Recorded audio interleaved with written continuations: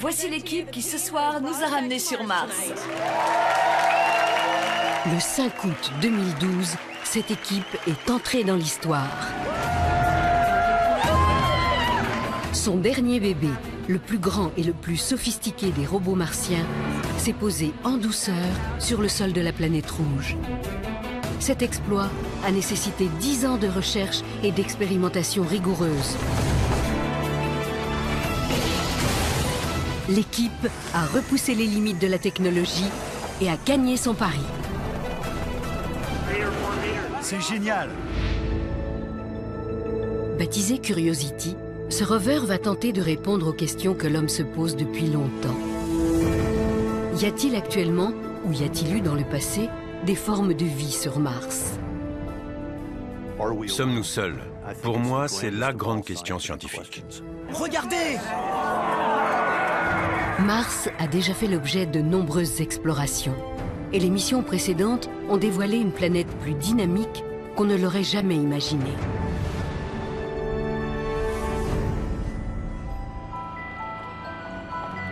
Avec Curiosity, s'ouvre une nouvelle ère de découverte, motivée par un rêve très ancien.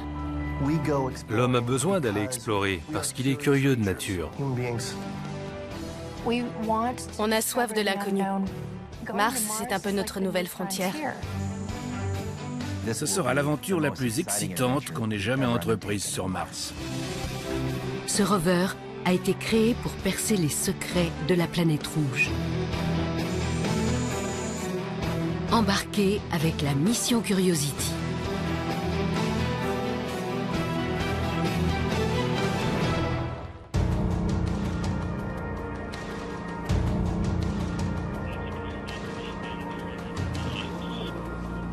Le moment de vérité approche pour les plusieurs centaines d'ingénieurs et de scientifiques du Jet Propulsion Laboratory en Californie du Sud. 8 mois plus tôt, cette équipe a lancé une mission vers Mars. Et dans moins d'une heure, le robot qu'elle a conçu se posera sans encombre ou connaîtra une triste fin. Les chances de réussite sont minces. La plupart des missions vers Mars ont échoué. Ce soir, des carrières et des réputations sont en jeu. L'avenir même du programme spatial américain pourrait bien être remis en question. Mais pourquoi une telle fascination pour la planète rouge?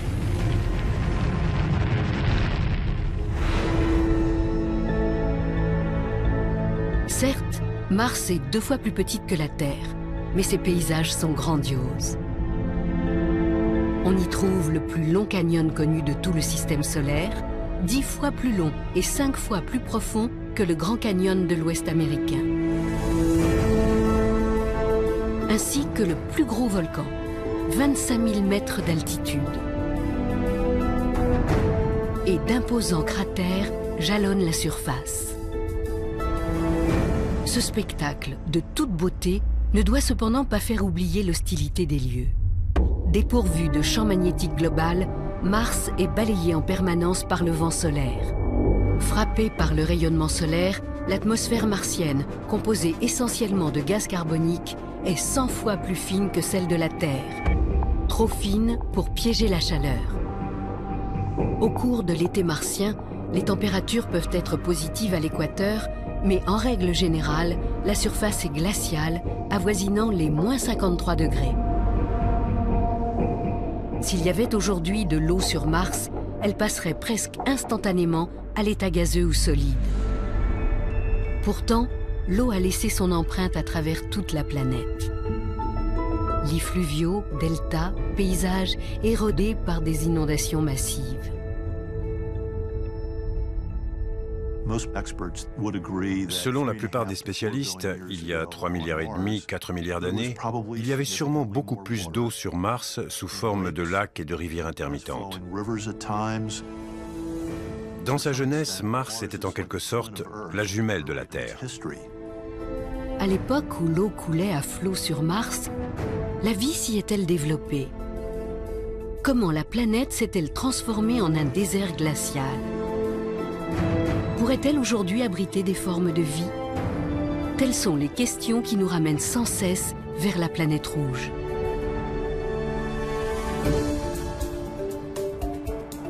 La dernière mission de la NASA, Mars Science Laboratory, ou MSL, a pour pièce maîtresse le rover Curiosity, le plus ambitieux robot scientifique jamais envoyé sur une autre planète. J'adore le nom de notre rover. La curiosité, je pense que c'est sa raison d'être. On en parle comme si c'était une personne, parce que pour nous, c'en est une. Curiosity est une merveille de technologie. Bardé d'instruments scientifiques uniques en leur genre, il est équipé pour communiquer depuis Mars et il est alimenté par une batterie nucléaire. De quoi mener à bien sa mission 2 ans durant dans l'environnement extrême de la planète rouge. L'objectif de cette mission est de rechercher des environnements habitables. Ça revient en gros à rechercher 3 éléments indispensables à la vie. Sur Terre, tous les organismes vivants ont besoin de 3 éléments essentiels. Une source d'énergie, comme le soleil ou l'activité volcanique, de l'eau liquide et des composés organiques, les molécules carbonées qui constituent les briques de la vie. Mars a-t-elle un jour réuni les conditions nécessaires à l'apparition de la vie? En analysant les roches et le sol de la planète rouge, le rover va nous permettre de le découvrir. Expédier Curiosity sur Mars revient presque à envoyer sur place un géologue de terrain comme John Grotzinger. Quand un géologue observe un paysage comme celui-ci sur Terre, il cherche des indices qui lui permettent de reconstituer l'histoire géologique de la planète. Et aujourd'hui, grâce à Curiosity, on peut faire la même chose sur Mars. Les outils à disposition du rover ont de quoi faire pâlir d'envie tous les géologues de notre planète. Tout bon géologue possède une loupe de terrain pour observer les grains qui composent les roches. Curiosity possède un instrument équivalent, le MALI. Cette caméra, montée à l'extrémité du bras du rover, permet d'observer les roches de près ou de loin. On peut faire une mise au point à différentes distances selon l'objet qu'on observe. Ce sera mieux qu'avec ça. La photographie est très importante parce qu'elle crée un contexte pour toutes les mesures et observations. Curiosity est équipé de 17 appareils photo. On a un téléobjectif, on peut faire des plans moyens, des gros plans, on peut aussi tourner des vidéos. Pour recueillir des échantillons de roches, le géologue utilise un simple marteau. Le marteau sert à prélever des roches qui ne sont pas visibles en surface, pour en effectuer l'analyse géochimique et en connaître l'origine. Curiosity, lui, dispose d'outils nettement plus puissants, notamment un laser capable de vaporiser un échantillon gros comme une tête d'épingle jusqu'à 7 mètres de distance.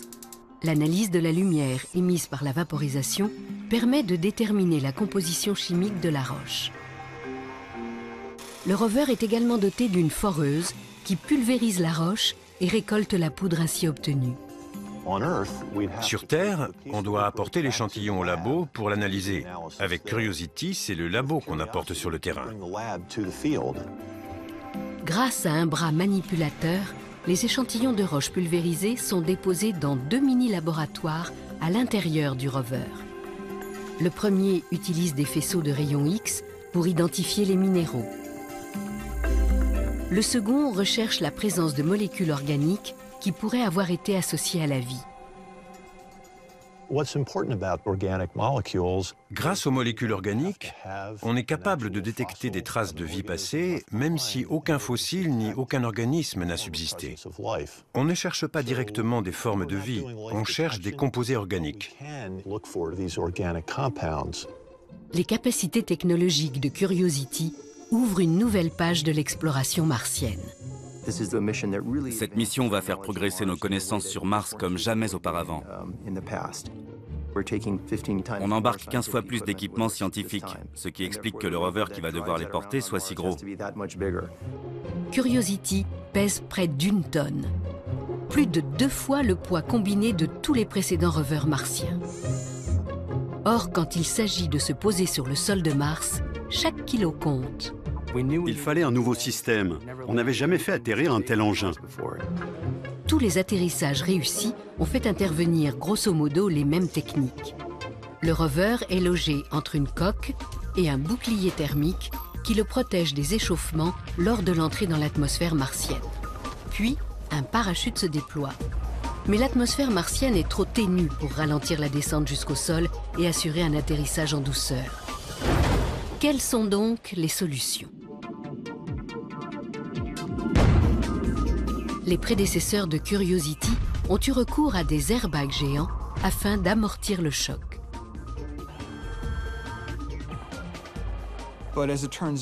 Mais ce rover était trop gros pour qu'on puisse envisager d'utiliser des airbags. Il aurait fallu des ballons extrêmement gros et lourds. Il fallait trouver autre chose. L'approche traditionnelle consiste à utiliser un module atterrisseur autopropulsé muni de jambes d'atterrissage. En temps normal, la fusée se pose la première. On descend l'échelle et on part explorer. Comme Buck Rogers ou les astronautes d'Apollo. Mais on voyait bien qu'un atterrisseur serait trop lourd avec un gros rover sur le dos. Et là, on s'est dit, pourquoi ne pas faire l'inverse? Retournons l'ensemble et plaçons la fusée au-dessus. Et le rover monté sur roue en dessous. On a commencé à creuser cette idée d'un jetpack, un réacteur dorsal, au bout duquel serait suspendu le rover. Ça n'a rien d'évident au premier abord. C'est même assez casse-gueule. On en a un deuxième? L'équipe propose alors une procédure inédite. Le scénario est le suivant. Curiosity pénètre dans l'atmosphère martienne à 21 000 km/h. Les frottements le ralentissent jusqu'à 1500 km/h. Puis, le parachute se déploie.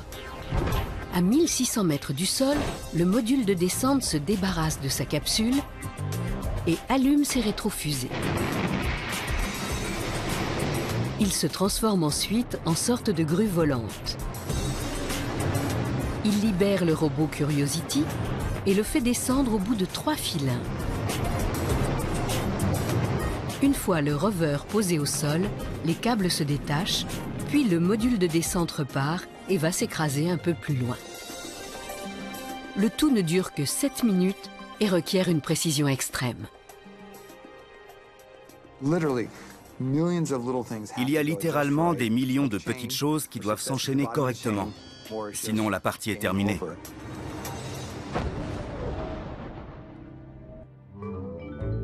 Pour exposer leur tout nouveau système d'atterrissage, les ingénieurs réalisent une courte présentation vidéo. L'accueil est plutôt mitigé. Certains de nos chefs ont été horrifiés quand ils ont vu cette vidéo. C'était à se demander si ça n'allait pas déclencher des paris à Las Vegas. La séquence d'atterrissage est totalement irréelle. On n'y croit pas. La grue volante paraissait très peu crédible. Il a fallu convaincre nos chefs que ce n'était pas une invention délirante, mais au contraire une solution élégante. L'équipe doit tester son système et la tâche est loin d'être aisée.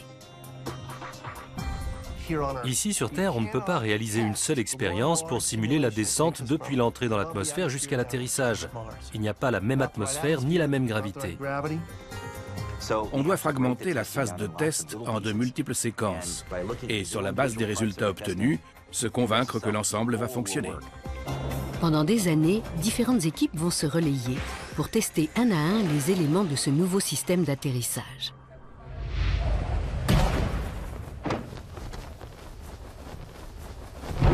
Le parachute de Curiosity est le plus grand jamais réalisé pour un vol extraterrestre.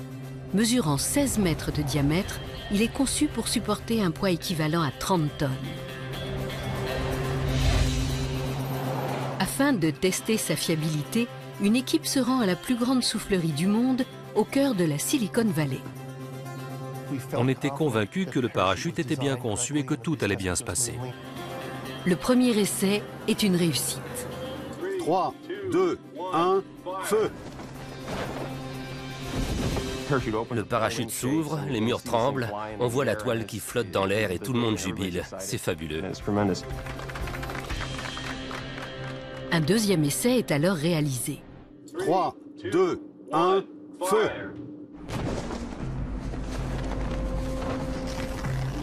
Raté.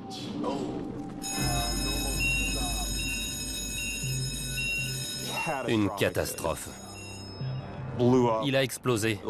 Il y avait des petits bouts partout et un truc en lambeaux au bout du tunnel. Le parachute est fichu. C'est presque comme si on perdait un ami, un compagnon de route.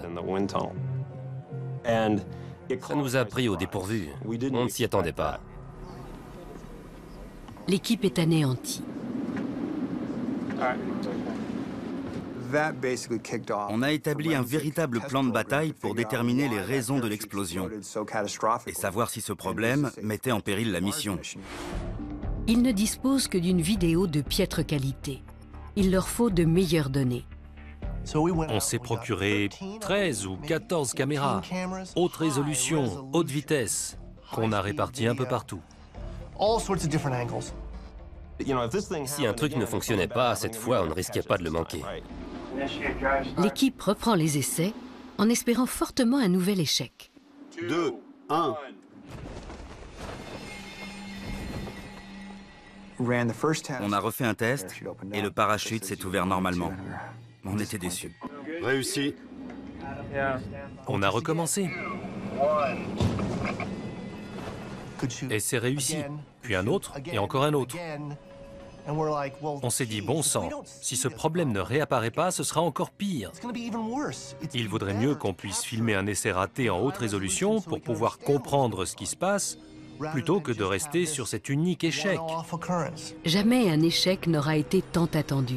Enfin, après 6 essais réussis... 3, 2, 1.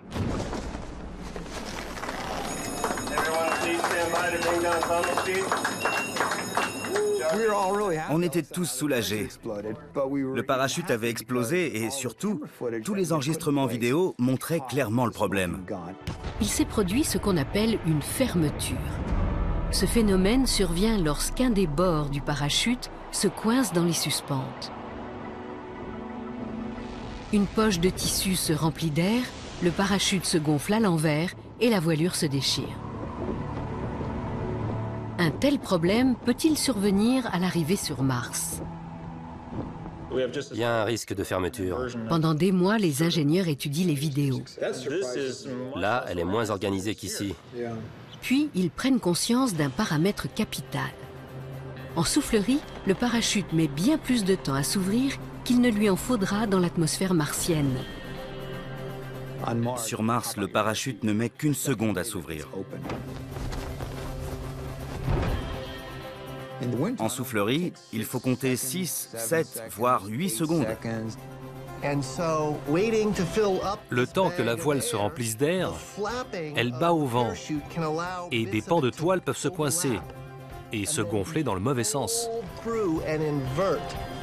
Un autre facteur accroît encore les risques de fermeture lors des essais en soufflerie.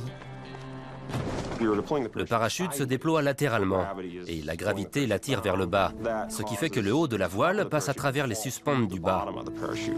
Un tel phénomène ne se produira pas sur Mars, car le parachute se déploiera vers le haut. On a mis longtemps à comprendre qu'il s'agissait d'un problème spécifique à la Terre et qu'on n'aurait pas ce souci sur Mars. C'était très angoissant. Sachant qu'on n'aurait qu'un seul parachute, on n'avait pas droit à l'erreur. L'équipe est désormais convaincue que son parachute s'ouvrira sans encombre sur Mars. Peu après le déploiement du parachute et le largage du bouclier thermique, le système radar entre en action. En envoyant des ondes à la surface de Mars et en mesurant le temps qu'elles mettent à revenir, cet instrument détermine l'altitude et la vitesse du rover. Sur la base de ces données, ce dernier déclenche la phase de descente propulsée, puis la manœuvre de la grue volante. Le succès de l'atterrissage repose sur une synchronisation parfaite. Ce radar ultra perfectionné comporte 6 puissantes antennes à faisceau étroit fixées sur le module de descente. Chaque antenne effectue 20 mesures par seconde, offrant une précision sans précédent, du moins en théorie. Il fallait qu'on puisse tester le radar dans des conditions semblables à celles qu'il allait rencontrer sur Mars, et notamment à des altitudes très variées. Le radar se déclenche à environ 8000 mètres au-dessus de la surface de Mars, alors qu'il tombe à près de 500 km/h. C'est ici, au centre de recherche en vol Dryden de la NASA, que Stephen Lee et son équipe vont tester leur système. Une antenne radar a été arrimée sous l'aile d'un FA-18, lequel s'apprête à effectuer une série de vols acrobatiques.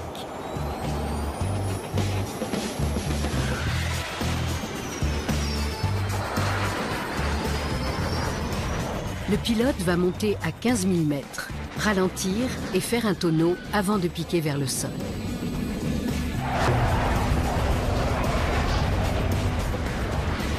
Au cours de ces 5 à 8 secondes de descente, le radar transmet des mesures d'altitude et de vitesse. Les données sont parfaites. L'équipe installe ensuite le radar à l'avant d'un hélicoptère afin de réaliser des essais à plus basse altitude au-dessus d'un paysage quasi martien, le désert de Mojave. On a survolé des coulées de lave, des dunes de sable. On a fait le tour d'un cratère où on observe de nombreuses formes très similaires à ce qu'on va trouver sur Mars.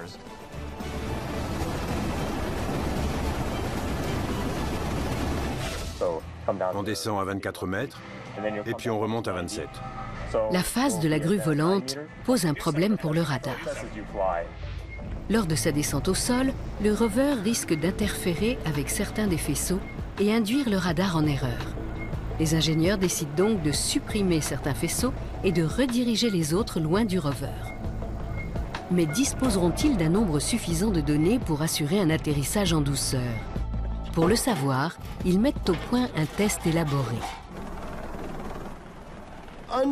Au-dessous de l'hélicoptère, on a fixé une maquette du rover qu'on va faire monter et descendre pour voir comment le faisceau peut se réfléchir sur le rover et fausser les mesures radar. Magnifique! Si on réussit ce test et que le radar n'est pas perturbé par une maquette qui se balance devant lui, alors on est prêt pour Mars. Voilà à quoi ça ressemble. Regardez, c'est super! On a constaté qu'il suffit de 2 faisceaux, même s'ils ne sont pas orientés verticalement, pour savoir à quelle vitesse on s'approche du sol. 2 ou 3 mètres. C'est génial! La mission du radar prendra fin dès que Curiosity touchera le sol. Mais comment le rover sera-t-il protégé du choc de l'atterrissage? Jamie Wedo dirige l'équipe qui a conçu et élaboré le système de mobilité de Curiosity. On recommence. Les 6 roues, la suspension et autres mécanismes permettront au rover de circuler sur le sol martien. Stop. Ce système va également devoir servir de train d'atterrissage. Le rover se pose à la vitesse de près d'1 mètre par seconde, ce qui ne paraît pas énorme, mais les roues doivent supporter son poids, soit 900 kg. Et tous les chocs qui ne sont pas absorbés par les roues doivent l'être par la suspension. Le but, c'est de protéger tous les précieux instruments scientifiques. L'équipe doit trouver le moyen de rendre le système à la fois solide et léger. Et c'est le vélo qui va lui donner son inspiration. Sur les vélos actuels, on fait des choses étonnantes. Les tubes du cadre sont façonnés de manière à optimiser la rigidité dans tous les sens. On s'est donc adressé à un fabricant qui produit des vélos en titane et il nous a aidés à mettre au point les tubes de la suspension. Les roues du rover sont également redessinées. En gros, on a pris une roue de vélo et on l'a rendue aussi solide que possible. On a fabriqué une roue de vélo martienne. Des rayons incurvés en titane et des jantes souples en aluminium leur confèrent une grande robustesse. Jamie Wedo et son équipe vont tester leur nouveau système en plusieurs étapes. On lance le compte à rebours et on fait un essai. Les scientifiques vont utiliser une maquette de rover sans roues pour tester les mécanismes qui vont libérer le système de mobilité au cours de la phase finale d'approche. Le rover n'aura que 6 secondes pour déployer ses roues avant l'atterrissage. Ce test avait pour objectif de s'assurer que quand on allait déployer le système, rien n'allait pendre, que tous les câbles pourraient bouger librement et qu'ils ne s'en mêleraient pas entre eux. De petites charges explosives font sauter les boulons qui maintiennent les jambes du rover en position repliée. 4, 3, 2, 1, feu!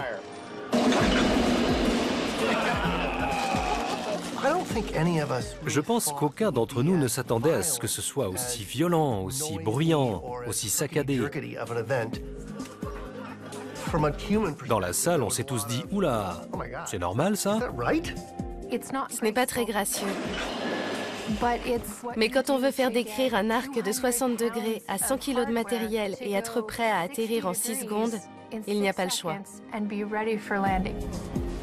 Afin de mesurer l'impact de l'atterrissage, l'équipe utilise une maquette entièrement démontable. Pour Jamie Wedo, chaque nouvel essai est une épreuve. J'avais les mains moites et la gorge sèche. Je le regardais descendre en me disant « Oh là là !» Puis ils l'ont lâché. Il s'est écrasé au sol, c'était violent. J'étais là, vous ne pouvez pas faire ça à notre bébé, c'est trop dur. Comme on dit, ce n'est pas la chute qui vous tue, c'est l'atterrissage. C'est extrêmement brutal. Et puis on se dit, non, il est conçu pour ça, il va encaisser le choc. Mais c'est viscéral. La première fois qu'on voit l'atterrissage pour de vrai, c'est très différent des simulations sur ordinateur. Félicitations. Génial. L'avantage quand on atterrit sur ces roues, c'est qu'on est prêt. Dès qu'on a atterri, on peut partir explorer et faire de la science. Pour tester l'aspect tout-terrain de Curiosity, des rovers expérimentaux ont enchaîné les kilomètres sur tout type de surface. Frein enclenché, rover à l'arrêt. Les dunes de sable se sont avérées redoutables pour les précédents rovers martiens. Il avance encore. Mais les larges roues de Curiosity semblent ne jamais s'enliser. Et si on le bloquait? Ok.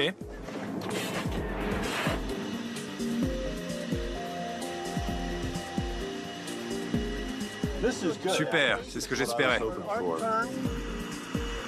Je constate que c'est très difficile de bloquer cet engin. C'est bien ce qu'on veut. Chaque test est un nouveau pas en direction de Mars. Si l'exploration martienne a commencé il y a une cinquantaine d'années, la fascination qu'elle exerce sur l'homme est beaucoup plus ancienne.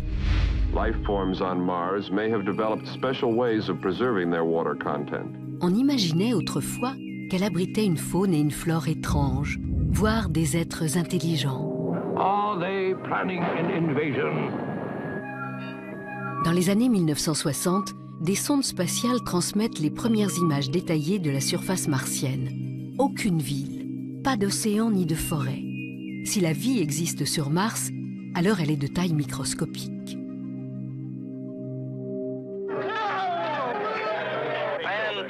En 1976, la NASA effectue les premiers atterrissages réussis sur Mars. 2 sondes Viking, qui se sont posées chacune à un bout de la planète, collectent des échantillons de sol. Elles ne décèlent aucune trace de vie, pas un seul composé organique. Mars est déclarée planète morte. Et suite à cette déception, l'exploration de Mars a été suspendue pendant plus de 10 ans. Pour les missions d'exploration suivantes, le raisonnement est différent.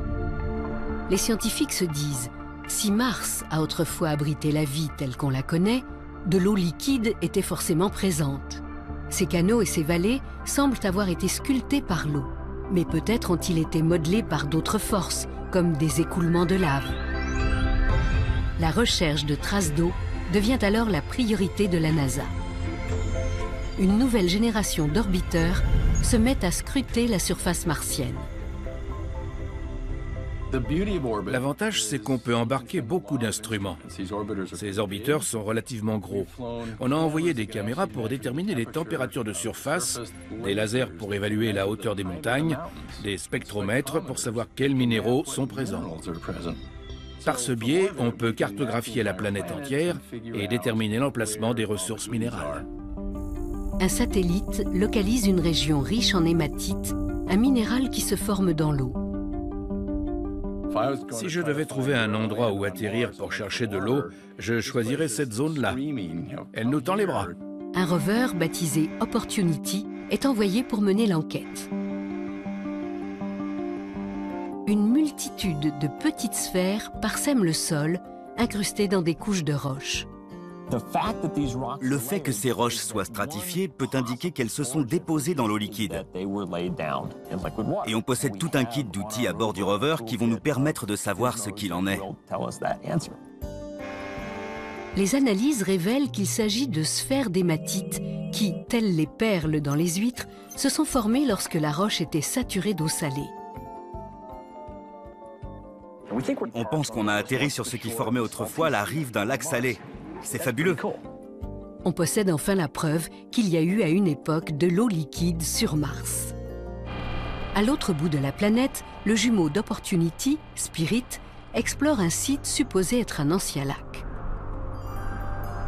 Spirit découvre un sol riche en silice, d'aspect blanc brillant, qui n'a pu se former qu'en présence d'eau et d'une chaleur intense. Il semble que Mars regorgeait autrefois de sources d'eau chaude. Les recherches de la NASA révèlent également la présence possible d'eau souterraine. Un orbiteur détecte de vastes quantités d'hydrogène, représentées en bleu, juste au-dessous de la surface de la planète. L'hydrogène est souvent révélateur de la présence d'H2O, autrement dit de l'eau. Tout ce bleu pourrait-il être de la glace? La sonde Phoenix va tester cette hypothèse dans la région du pôle Nord. En creusant une tranchée étroite, elle met au jour de mystérieux amas blancs. On a trouvé un matériau bleuté qui ressemblait à de la glace. Et ça a suscité des débats sans fin pour savoir si c'était de la glace, du sel ou un autre matériau exotique. C'est de la glace. Quelques jours plus tard, les amas se sont évaporés. Il s'agissait bien de glace. Le sous-sol martien abrite d'importantes réserves de glace. Si elles fondaient, une couche de 10 mètres d'eau recouvrirait la surface de la planète. Certains indices donnent même à penser que de l'eau liquide remonte parfois de façon fugitive à la surface de Mars. Dans l'hémisphère sud, au printemps, des raies sombres apparaissent dans de profondes ravines avant de s'estomper en automne. À en croire certains scientifiques, ces bandes correspondraient à des écoulements d'eau saumâtre juste au-dessous de la surface. Ces images prises par les sondes en orbite ont révolutionné notre vision de Mars. On trouve sur cette planète d'incroyables dépôts minéraux, des roches qui se sont formées dans des lacs et des sources chaudes. On pense même que de l'eau pourrait s'écouler aujourd'hui encore dans de petits canaux. Récemment, des orbiteurs et des télescopes terrestres ont détecté un élément surprenant dans l'atmosphère martienne. Des traces de méthane. Sur Terre, le méthane peut résulter de l'activité géologique, mais il est principalement généré comme sous-produit par des micro-organismes. À l'heure actuelle, il n'y a ni volcan actif, ni vie apparente à la surface de Mars. Quelle est donc la source d'émission de ce méthane? Des zones d'activité géologique profondément enfouies? Des microbes vivant dans le sol martien?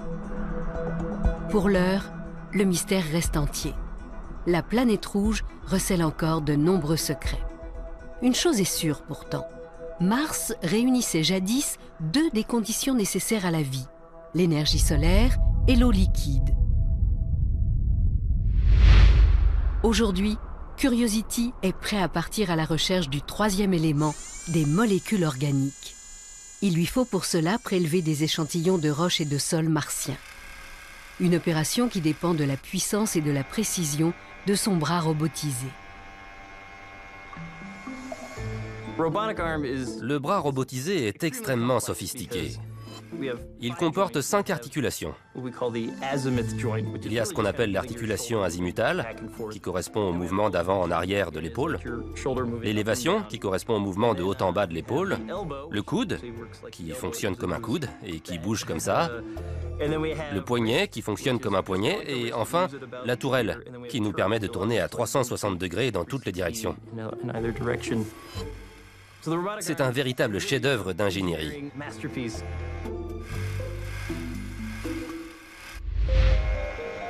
Le bras est truffé d'instruments qui récoltent, traitent et transmettent des échantillons au mini-laboratoire.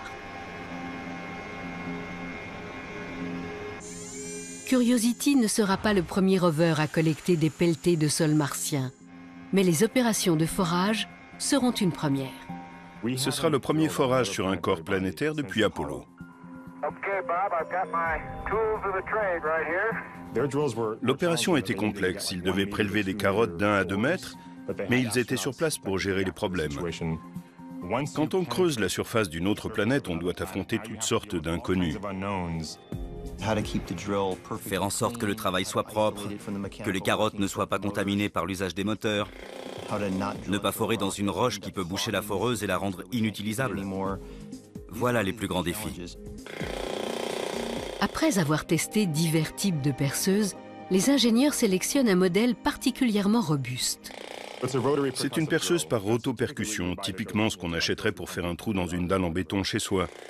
La seule différence, c'est que quand on fait un trou chez soi, on ne cherche pas à récolter la poudre. Ici, on a un système de collecte autour de la mèche. Le mouvement de rotation de la perceuse projette la roche pulvérisée à l'intérieur de la tourelle. Elle passe alors à travers un filtre qui retient les plus grosses particules.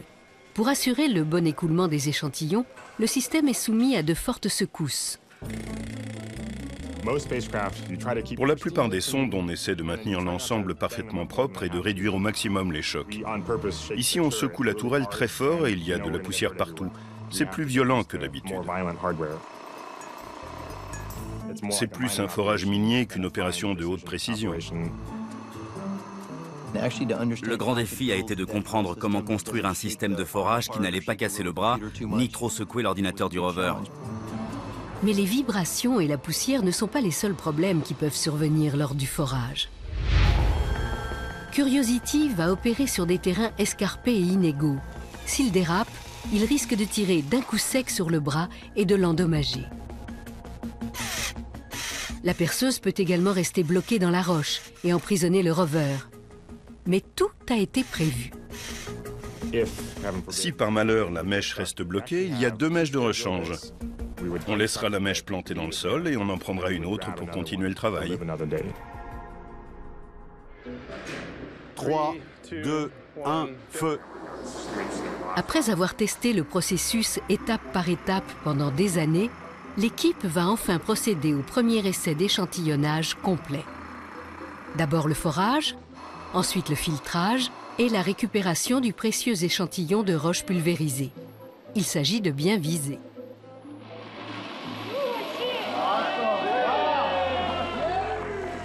Bravo! Prends une photo.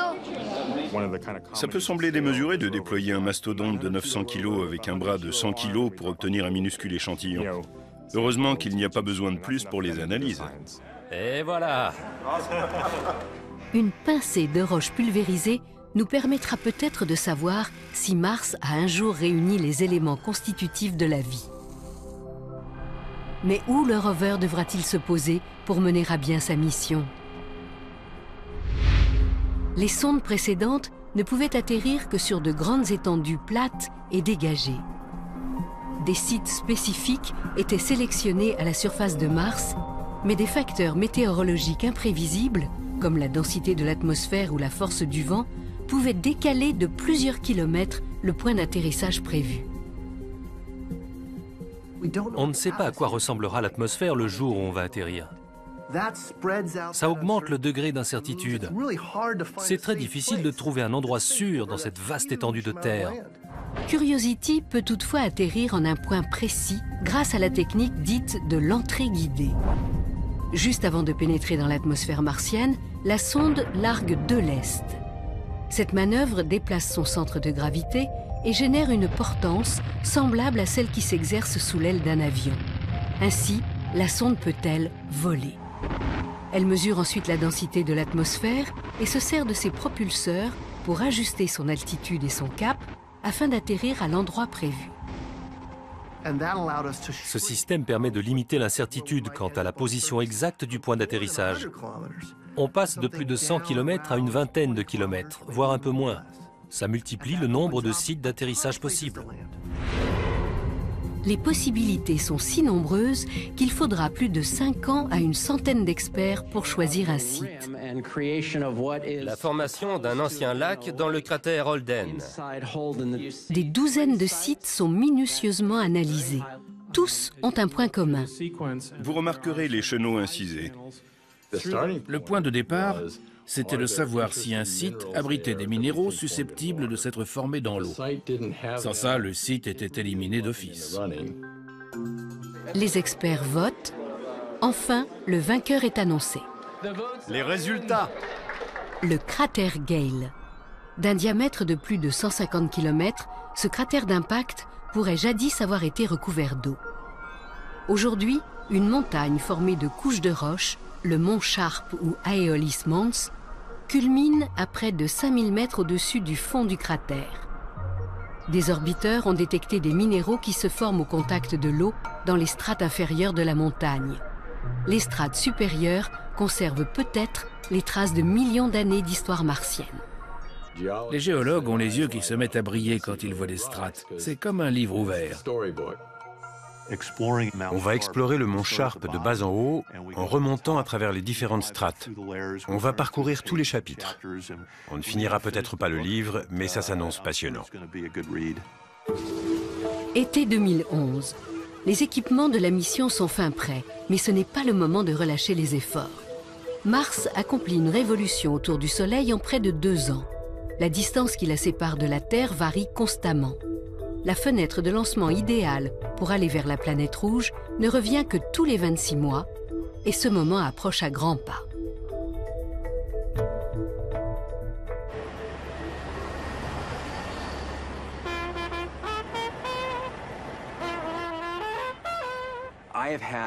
J'ai pour coutume de sortir ma trompette quand une sonde part du JPL. Le jour où on l'installe dans une caisse et où on l'envoie à l'autre bout du pays, en Floride, c'est le grand voyage pour Mars qui commence.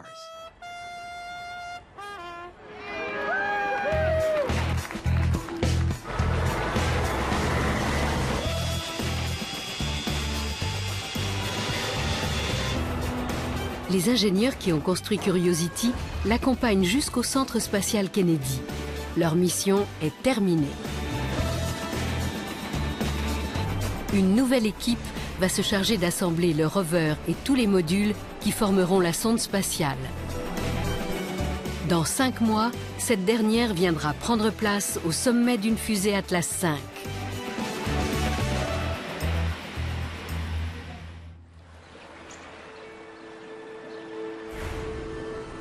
Le 26 novembre 2011, le feu vert est donné.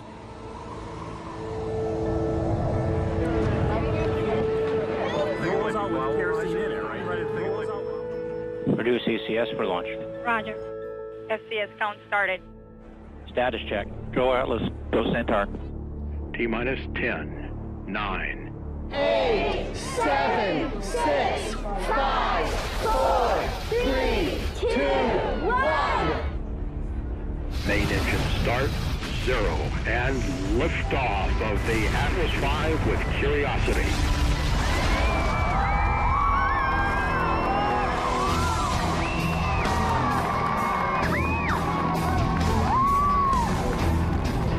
C'est magnifique. Prochaine étape, Mars.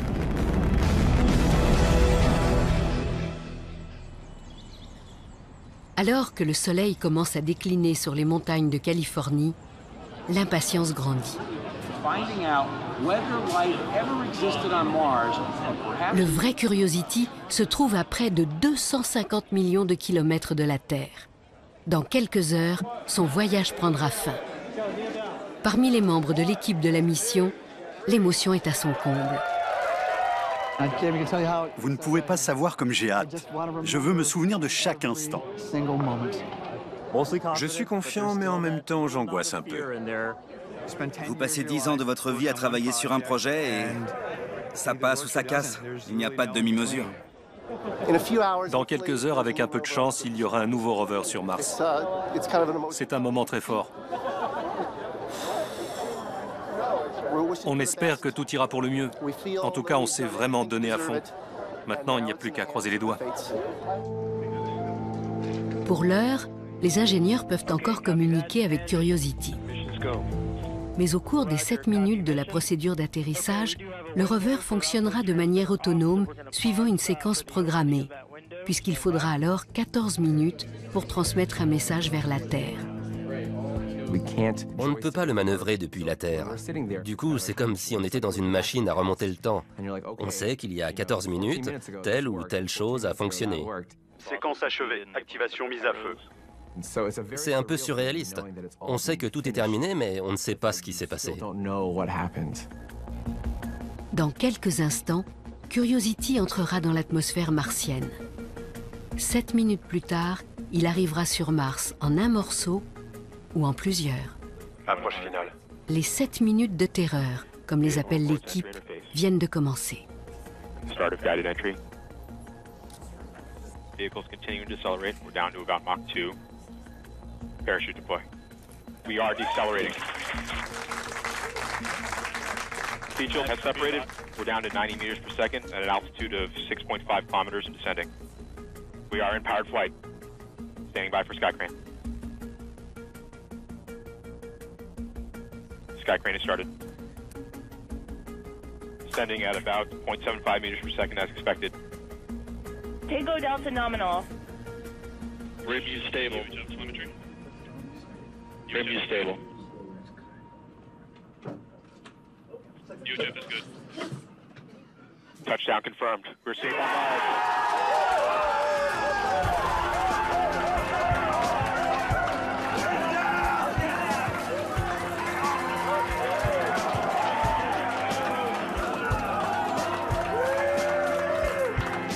Heads up, folks. Flight EDL images are starting to come down. Stand by for images. Soudain, l'équipe reçoit les premières cartes postales de Mars. C'est une roue. L'équivalent de « Ici tout va bien, dommage que vous n'ayez pas pu venir ». Et en quelque sorte, l'équipe est là-bas, aux côtés de Curiosity, savourant un rayon de soleil en cet après-midi martienne. Fantastique.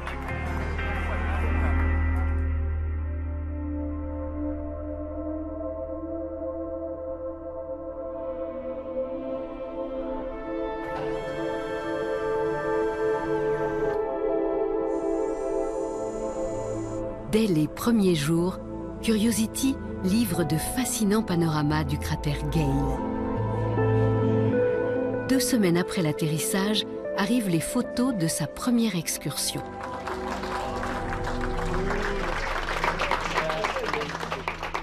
L'attention des chercheurs est attirée par les traces produites par le souffle des rétrofusées. La poussée était tellement puissante que ça a balayé la terre et les cailloux, dégageant le substrat rocheux.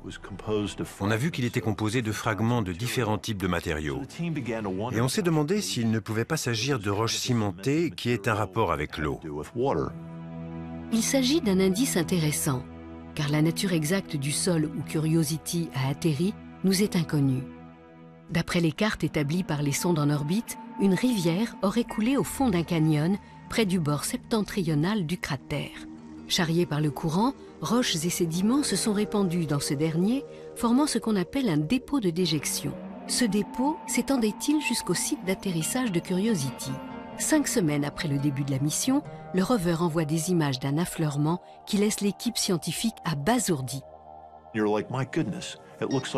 C'est comme si on avait pris un marteau-piqueur et qu'on avait soulevé un bout de trottoir à New York. Et quand on examine ce bloc sur la tranche, on voit des cailloux à l'intérieur. Ils paraissent arrondis sur les bords. Ils ont tous été un peu érodés. Et on pense immédiatement au lit d'une rivière. Les cailloux, entraînés par le courant, s'entrechoquent et s'arrondissent progressivement. Les rovers précédents avaient mis en évidence des mers peu profondes et des sources d'eau chaude. Mais cette découverte est inédite. L'équipe penche quasi unanimement pour l'hypothèse d'un dépôt de cailloux qui se serait formé il y a des milliards d'années dans une rivière qui coulait autrefois dans cette région de Mars. D'après la taille des cailloux, les scientifiques pensent que cette rivière était profonde d'1 mètre et avait un fort débit. C'est la première fois qu'on a des preuves d'un ancien écoulement d'eau à la surface. On n'avait encore jamais fait une telle découverte sur Mars.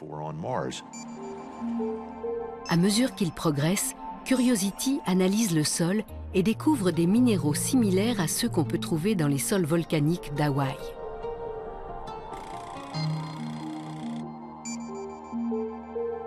Lors des premières analyses de l'atmosphère au cratère Gale, les capteurs détectent du gaz carbonique, mais aucune trace de méthane.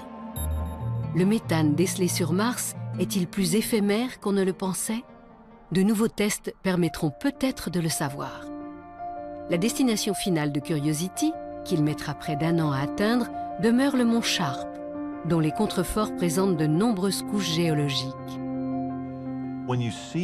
Quand on les voit, ces contreforts ont un aspect familier. On a presque l'impression d'être revenu sur Terre. Sauf qu'on est bien sur Mars. On pourrait aussi bien être dans le désert de Moab ou quelque part dans l'Utah. Ce qui amène à se demander pourquoi n'y aurait-il pas de la vie sur Mars comme il y en a sur la Terre. Et c'est pour ça qu'on est là, pour essayer de répondre à cette question. Notre curiosité nous a conduits dans un autre monde. Qui sait jusqu'où elle nous mènera? Notre voyage de découverte ne fait que commencer.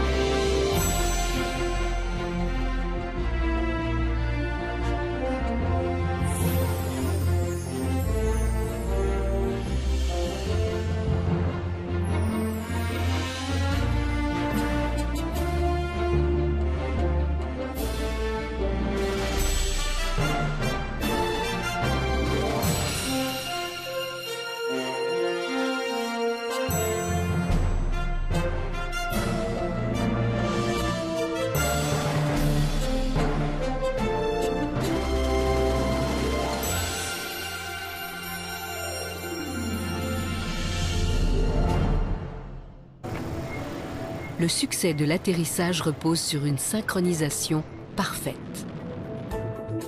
Ce radar ultra perfectionné comporte 6 puissantes antennes à faisceau étroit fixées sur le module de descente.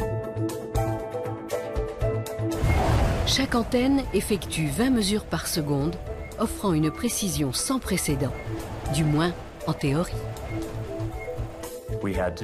Il fallait qu'on puisse tester le radar dans des conditions semblables à celles qu'il allait rencontrer sur Mars, et notamment à des altitudes très variées.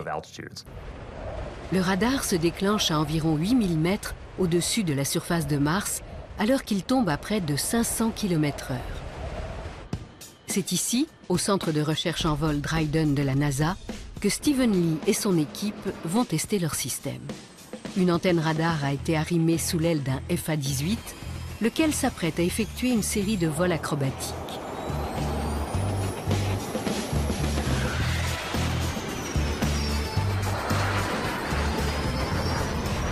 Le pilote va monter à 15 000 mètres, ralentir et faire un tonneau avant de piquer vers le sol.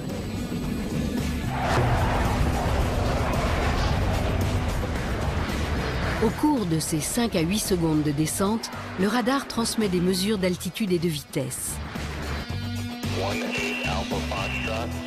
Les données sont parfaites.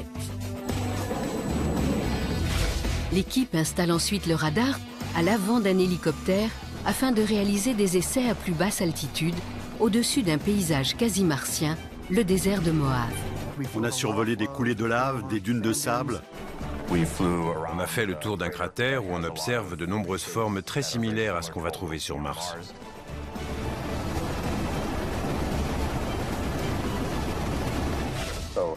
On descend à 24 mètres et puis on remonte à 27.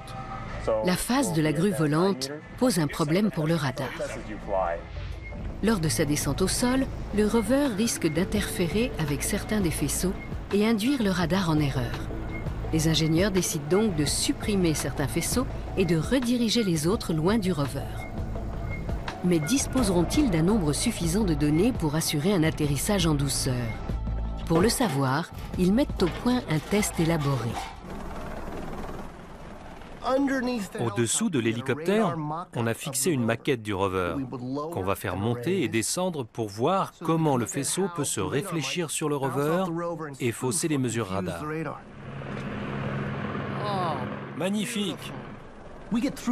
Si on réussit ce test et que le radar n'est pas perturbé par une maquette qui se balance devant lui, alors on est prêt pour Mars.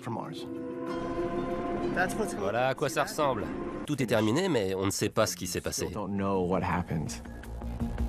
Dans quelques instants, Curiosity entrera dans l'atmosphère martienne. 7 minutes plus tard, il arrivera sur Mars en un morceau ou en plusieurs. Approche finale. Les 7 minutes de terreur, comme les appelle l'équipe, viennent de commencer. Start of guided entry. Vehicles continuing to decelerate. We're down to about Mach 2. Parachute deploy. We are decelerating. Speed shield has separated. We're down to 90 meters per second at an altitude of 6.5 kilometers and descending. We are in powered flight. Standing by for sky crane. Sky crane has started. Descending at about 0.75 meters per second as expected. Tango down to nominal. Rim view stable. Rim view stable. UHF is good. Touchdown confirmed. We're seeing on live.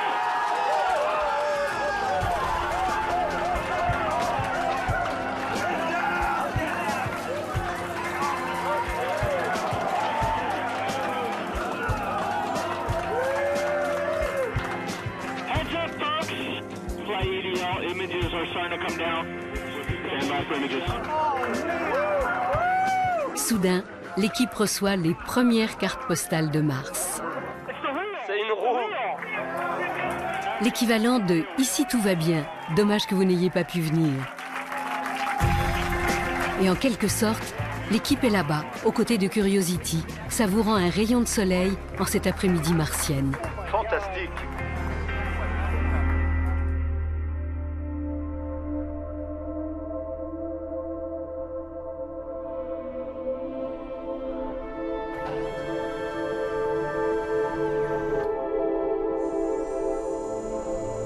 Dès les premiers jours, Curiosity livre de fascinants panoramas du cratère Gale.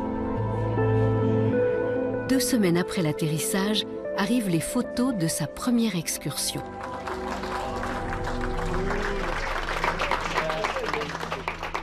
L'attention des chercheurs est attirée par les traces produites par le souffle des rétrofusées.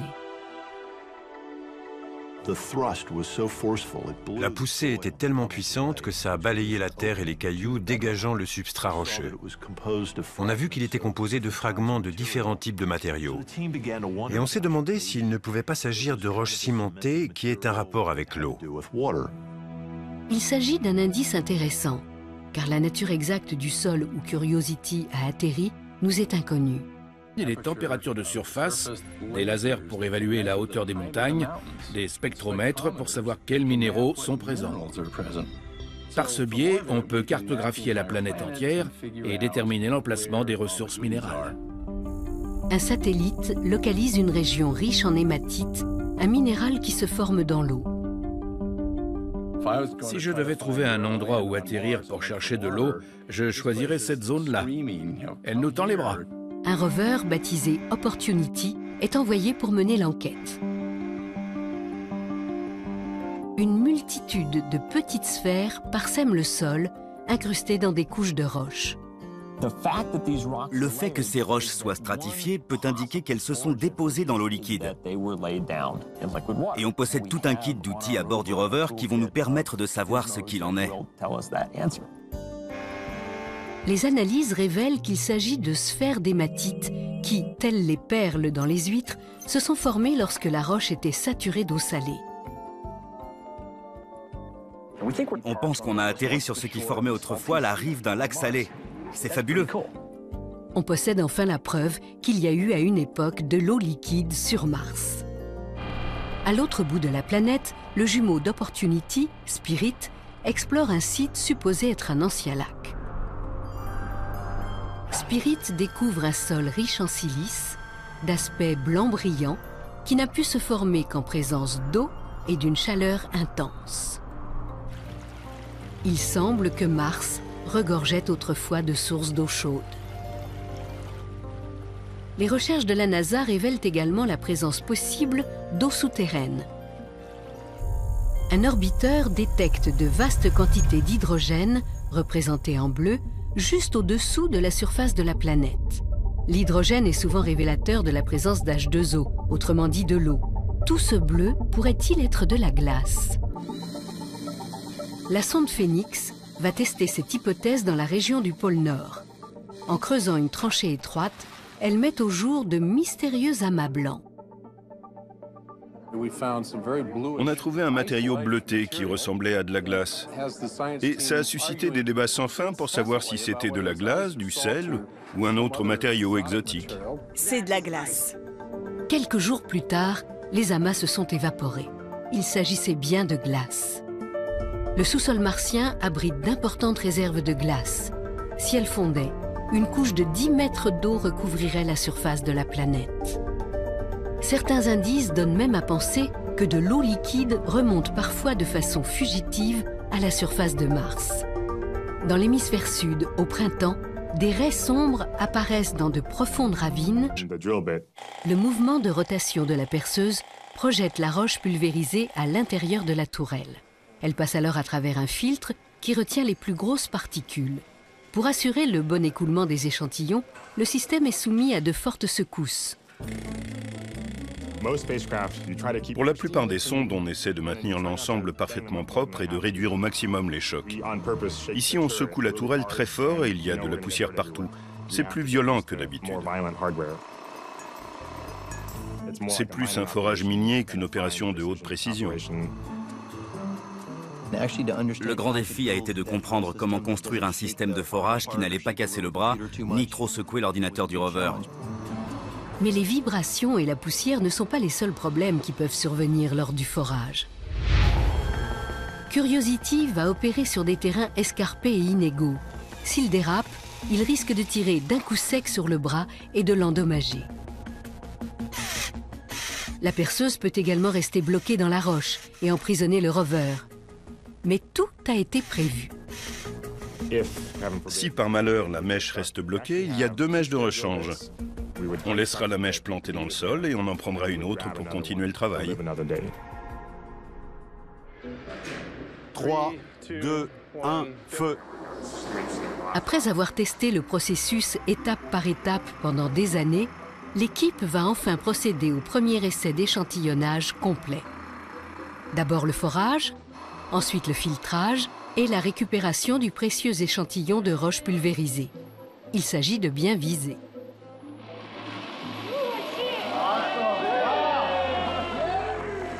Bravo! Prends une photo.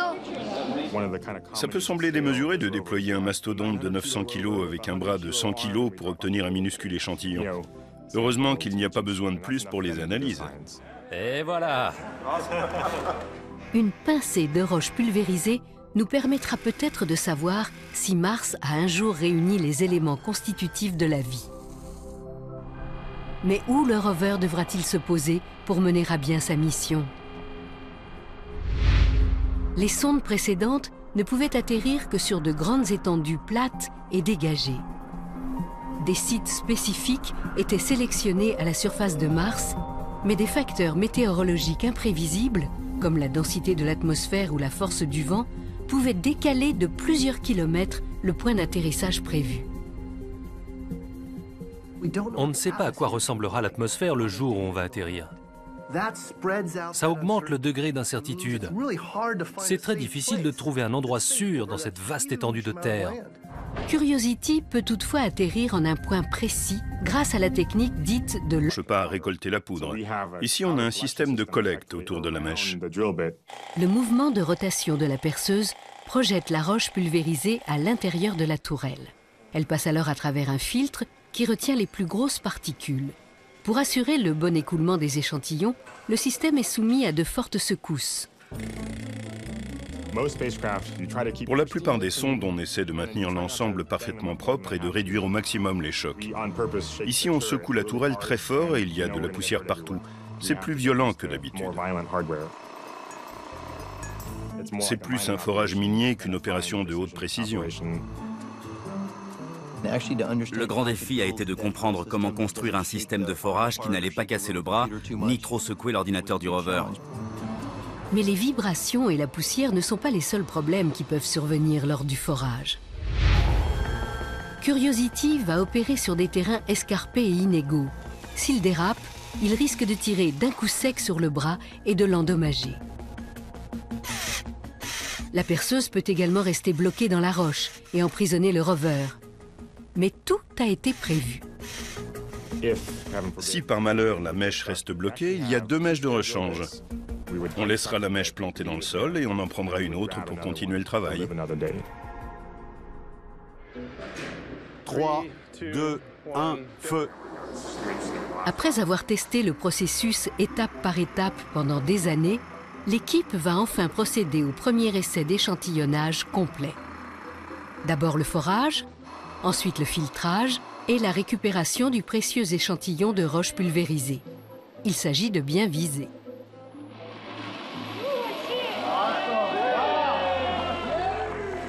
Bravo! Prends une photo.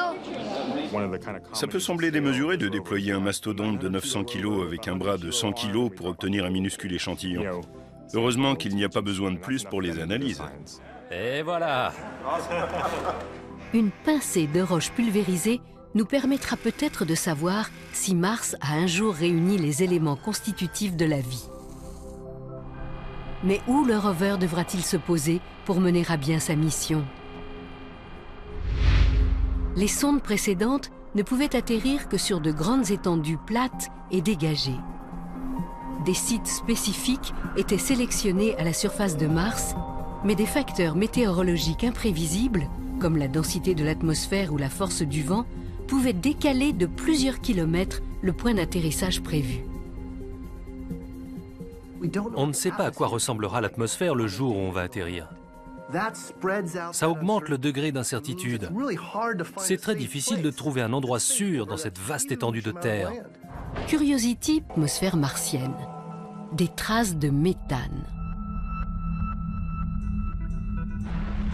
Sur Terre, le méthane peut résulter de l'activité géologique, mais il est principalement généré comme sous-produit par des micro-organismes.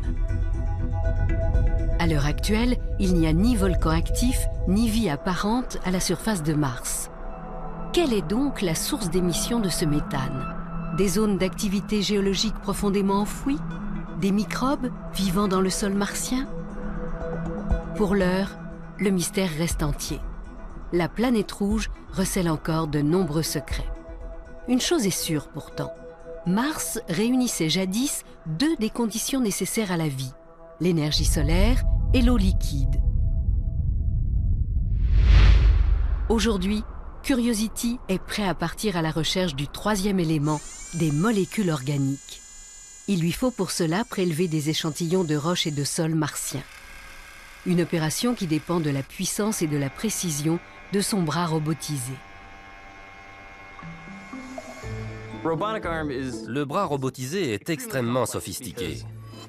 Il comporte 5 articulations. Il y a ce qu'on appelle l'articulation azimutale, qui correspond au mouvement d'avant en arrière de l'épaule, l'élévation, qui correspond au mouvement de haut en bas de l'épaule, le coude, qui fonctionne comme un coude et qui bouge comme ça, le poignet, qui fonctionne comme un poignet, et enfin, la tourelle, qui nous permet de tourner à 360 degrés dans toutes les directions. C'est un véritable chef-d'œuvre d'ingénierie.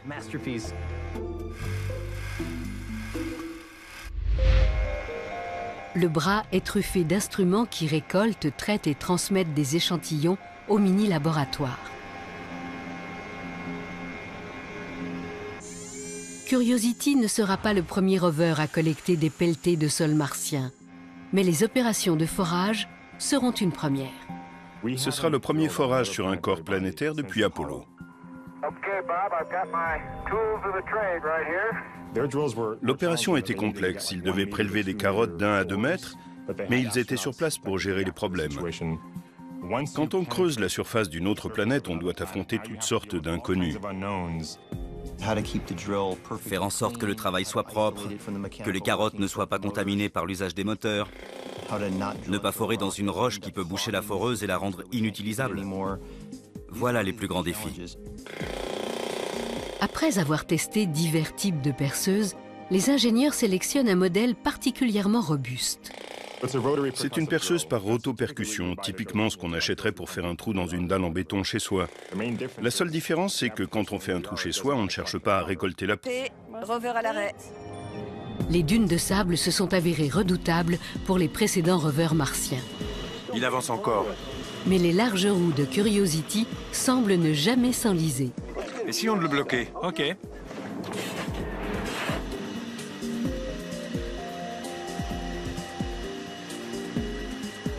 Super, c'est ce que j'espérais. Je constate que c'est très difficile de bloquer cet engin. C'est bien ce qu'on veut. Chaque test est un nouveau pas en direction de Mars. Si l'exploration martienne a commencé il y a une 50aine d'années, la fascination qu'elle exerce sur l'homme est beaucoup plus ancienne.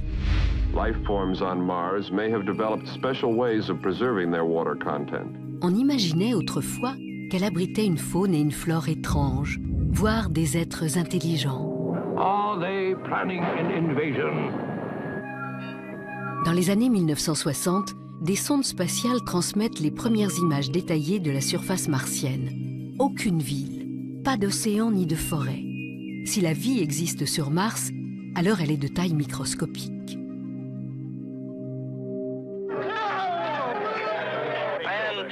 En 1976, la NASA effectue les premiers atterrissages réussis sur Mars. 2 sondes Viking, qui se sont posées chacune à un bout de la planète, collectent des échantillons de sol. Elles ne décèlent aucune trace de vie, pas un seul composé organique. Mars est déclarée planète morte. Et suite à cette déception, l'exploration de Mars a été suspendue pendant plus de 10 ans. Pour les missions d'exploration suivantes, le raisonnement est différent. Les scientifiques se disent, si Mars a autrefois abrité la vie telle qu'on la connaît, de l'eau liquide était forcément présente. Ces canaux et ces vallées semblent avoir été sculptés par l'eau, mais peut-être ont-ils été modelés par d'autres forces, comme des écoulements de lave. La recherche de traces d'eau devient alors la priorité de la NASA. Une nouvelle génération d'orbiteurs se met à scruter la surface martienne. L'avantage, c'est qu'on peut embarquer beaucoup d'instruments. Ces orbiteurs sont relativement gros. On a envoyé des caméras pour déterminer les températures de surface, des lasers pour évaluer la hauteur des montagnes, des spectromètres pour savoir quels minéraux sont présents. Par ce biais, on peut cartographier la planète entière et déterminer l'emplacement des ressources minérales. Un satellite localise une région riche en hématite, un minéral qui se forme dans l'eau. Si je devais trouver un endroit où atterrir pour chercher de l'eau, je choisirais cette zone. Pas d'océan ni de forêt. Si la vie existe sur Mars, alors elle est de taille microscopique.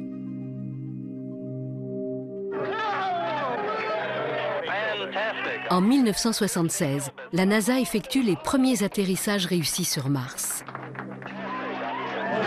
2 sondes Viking, qui se sont posées chacune à un bout de la planète, collectent des échantillons de sol. Elles ne décèlent aucune trace de vie, pas un seul composé organique. Mars est déclarée planète morte. Et suite à cette déception, l'exploration de Mars a été suspendue pendant plus de 10 ans. Pour les missions d'exploration suivantes, le raisonnement est différent. Les scientifiques se disent, si Mars a autrefois abrité la vie telle qu'on la connaît, de l'eau liquide était forcément présente. Ces canaux et ces vallées semblent avoir été sculptés par l'eau, mais peut-être ont-ils été modelés par d'autres forces, comme des écoulements de lave. La recherche de traces d'eau devient alors la priorité de la NASA. Une nouvelle génération d'orbiteurs se met à scruter la surface martienne. L'avantage, c'est qu'on peut embarquer beaucoup d'instruments. Ces orbiteurs sont relativement gros. On a envoyé des caméras pour déterminer les températures de surface, des lasers pour évaluer la hauteur des montagnes, des spectromètres pour savoir quels minéraux sont présents. Par ce biais, on peut cartographier la planète entière et déterminer l'emplacement des ressources minérales. Un satellite localise une région riche en hématite, un minéral qui se forme dans l'eau. Si je devais trouver un endroit où atterrir pour chercher de l'eau, je choisirais cette zone-là. Elle nous tend les bras. Un rover baptisé Opportunity est envoyé pour mener l'enquête. Une multitude de petites sphères parsèment le sol, incrustées dans des couches de roches. Le fait que ces roches soient stratifiées peut indiquer qu'elles se sont déposées dans l'eau liquide. Et on possède tout un kit d'outils à bord du rover qui vont nous permettre de savoir ce qu'il en est. Les analyses révèlent qu'il s'agit de sphères d'hématite qui, telles les perles dans les huîtres, se sont formées lorsque la roche était saturée d'eau salée. On pense qu'on a atterri sur ce qui formait autrefois la rive d'un lac salé. C'est fabuleux. On possède enfin la preuve qu'il y a eu à une époque de l'eau liquide sur Mars. À l'autre bout de la planète, le jumeau d'Opportunity, Spirit, explore un site supposé être un ancien lac. Spirit découvre un sol riche en silice, d'aspect blanc brillant, qui n'a pu se former qu'en pré. Le scénario est le suivant. Curiosity pénètre dans l'atmosphère martienne à 21 000 km/h. Les frottements le ralentissent jusqu'à 1500 km/h. Puis, le parachute se déploie. À 1600 mètres du sol, le module de descente se débarrasse de sa capsule et allume ses rétrofusées. Il se transforme ensuite en sorte de grue volante. Il libère le robot Curiosity et le fait descendre au bout de 3 filins. Une fois le rover posé au sol, les câbles se détachent, puis le module de descente repart et va s'écraser un peu plus loin. Le tout ne dure que 7 minutes et requiert une précision extrême. Il y a littéralement des millions de petites choses qui doivent s'enchaîner correctement. Sinon, la partie est terminée.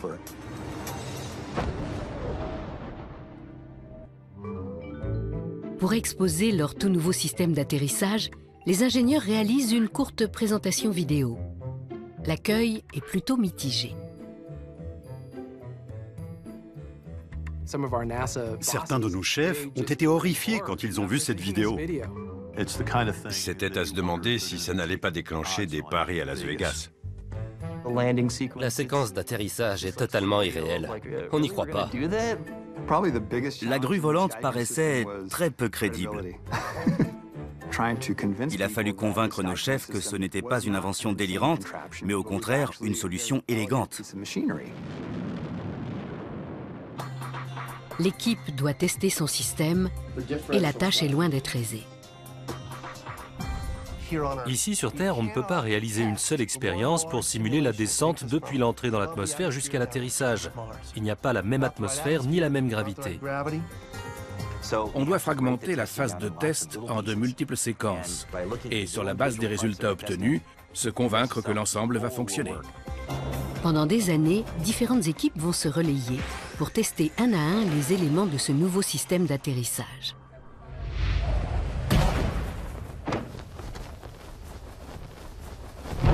Le parachute de Curiosity est le plus grand jamais réalisé pour un vol extraterrestre. Mesurant 16 mètres de diamètre, il est conçu pour supporter un poids équivalent à 30 tonnes. Afin de tester sa fiabilité, une équipe se rend à la plus grande soufflerie du monde, au cœur de la Silicon Valley. On était convaincus que le parachute était bien conçu et que tout allait bien se passer. Le premier essai est une réussite. 3, 2... Les chances de réussite sont minces. La plupart des missions vers Mars ont échoué. Ce soir, des carrières et des réputations sont en jeu. L'avenir même du programme spatial américain pourrait bien être remis en question. Mais pourquoi une telle fascination pour la planète rouge?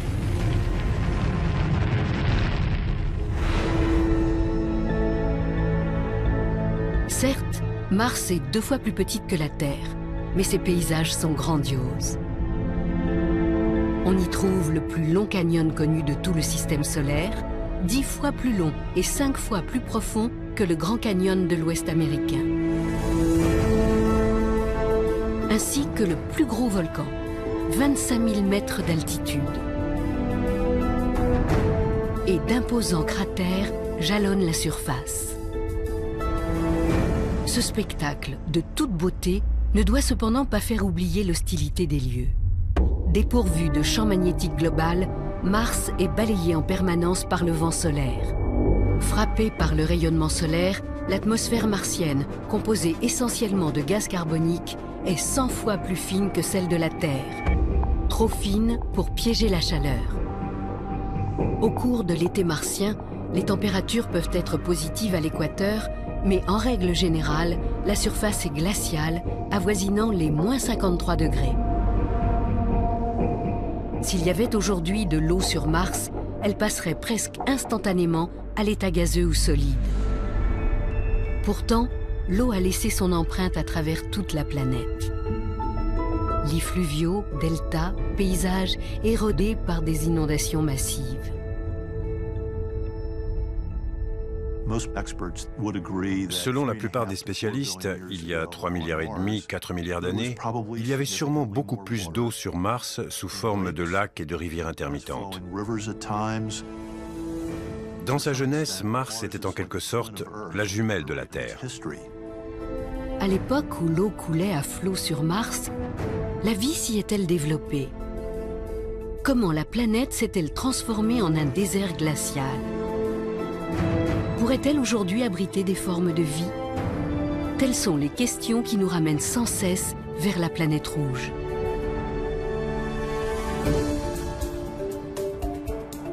La dernière mission de la NASA, Mars Science Laboratory, ou MSL, a pour pièce maîtresse le rover Curiosity, le plus ambitieux robot scientifique jamais envoyé sur une autre planète.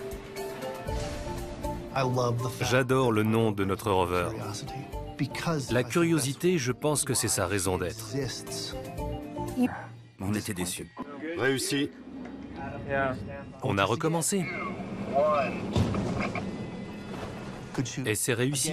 Puis un autre, et encore un autre. On s'est dit, bon sang, si ce problème ne réapparaît pas, ce sera encore pire.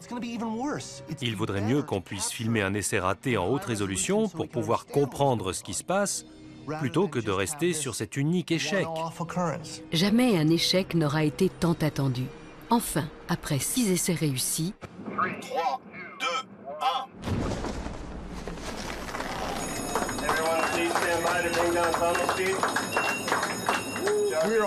On était tous soulagés. Le parachute avait explosé et surtout, tous les enregistrements vidéo montraient clairement le problème. Il s'est produit ce qu'on appelle une fermeture. Ce phénomène survient lorsqu'un des bords du parachute se coince dans les suspentes.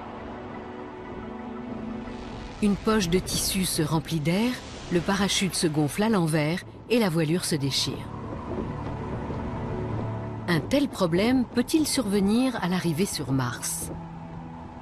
Il y a un risque de fermeture. Pendant des mois, les ingénieurs étudient les vidéos. Là, elle est moins organisée qu'ici. Puis, ils prennent conscience d'un paramètre capital. En soufflerie, le parachute met bien plus de temps à s'ouvrir qu'il ne lui en faudra dans l'atmosphère martienne. Sur Mars, le parachute ne met qu'une seconde à s'ouvrir. En soufflerie, il faut compter 6, 7, voire 8 secondes. Le temps que la voile se remplisse d'air, elle bat au vent et des pans de toile peuvent se coincer et se gonfler dans le mauvais sens. Un autre facteur accroît encore les risques de fermeture lors des essais en soufflerie. Le parachute se déploie latéralement et la gravité l'attire vers le bas, ce qui fait que le haut de la voile passe à travers les suspentes du bas. Un tel phénomène ne se produira pas sur Mars, car le parachute se déploiera vers le haut. On a mis longtemps à comprendre qu'il s'agissait d'un problème spécifique à la Terre et qu'on n'aurait pas ce souci sur Mars. C'était très angoissant. Sachant qu'on n'aurait qu'un seul parachute, on n'avait pas droit à l'erreur. L'équipe est désormais convaincue que son parachute s'ouvrira sans encombre sur Mars. Peu après le déploiement du parachute et le largage du bouclier thermique, le système radar entre en action. En envoyant des ondes à la surface de Mars et en mesurant le temps qu'elles mettent à revenir, cet instrument détermine l'altitude et la vitesse du rover. Sur la base de ces données, ce dernier déclenche la phase de descendement robuste. C'est une perceuse par rotopercussion, typiquement ce qu'on achèterait pour faire un trou dans une dalle en béton chez soi. La seule différence, c'est que quand on fait un trou chez soi, on ne cherche pas à récolter la poudre. Ici, on a un système de collecte autour de la mèche. Le mouvement de rotation de la perceuse projette la roche pulvérisée à l'intérieur de la tourelle. Elle passe alors à travers un filtre qui retient les plus grosses particules. Pour assurer le bon écoulement des échantillons, le système est soumis à de fortes secousses. Pour la plupart des sondes, on essaie de maintenir l'ensemble parfaitement propre et de réduire au maximum les chocs. Ici, on secoue la tourelle très fort et il y a de la poussière partout. C'est plus violent que d'habitude. C'est plus un forage minier qu'une opération de haute précision. Le grand défi a été de comprendre comment construire un système de forage qui n'allait pas casser le bras, ni trop secouer l'ordinateur du rover. Mais les vibrations et la poussière ne sont pas les seuls problèmes qui peuvent survenir lors du forage. Curiosity va opérer sur des terrains escarpés et inégaux. S'il dérape, il risque de tirer d'un coup sec sur le bras et de l'endommager. La perceuse peut également rester bloquée dans la roche et emprisonner le rover. Mais tout a été prévu. Si par malheur la mèche reste bloquée, il y a 2 mèches de rechange. On laissera la mèche plantée dans le sol et on en prendra une autre pour continuer le travail. 3, 2, 1, feu. Après avoir testé le processus étape par étape pendant des années, l'équipe va enfin procéder au premier essai d'échantillonnage complet. D'abord le forage, ensuite le filtrage et la récupération du précieux échantillon de roche pulvérisée. Il s'agit de bien viser.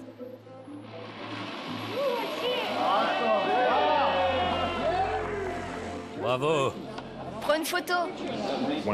Ça peut sembler démesuré de déployer un mastodonte de 900 kg avec un bras de 100 kg pour obtenir un minuscule échantillon. Heureusement qu'il n'y a pas besoin de plus pour les analyses. Et voilà! Une pincée de roche pulvérisée nous permettra peut-être de savoir si Mars a un jour réuni les éléments constitutifs de la vie. Mais où le rover devra-t-il se poser pour mener à bien sa mission? Les sondes précédentes ne pouvaient atterrir que sur de grandes étendues plates et dégagées. Des sites spécifiques étaient sélectionnés à la surface de Mars, mais des facteurs météorologiques imprévisibles, comme la densité de l'atmosphère ou la force du vent, pouvaient décaler de plusieurs kilomètres le point d'atterrissage prévu. On ne sait pas à quoi ressemblera l'atmosphère le jour où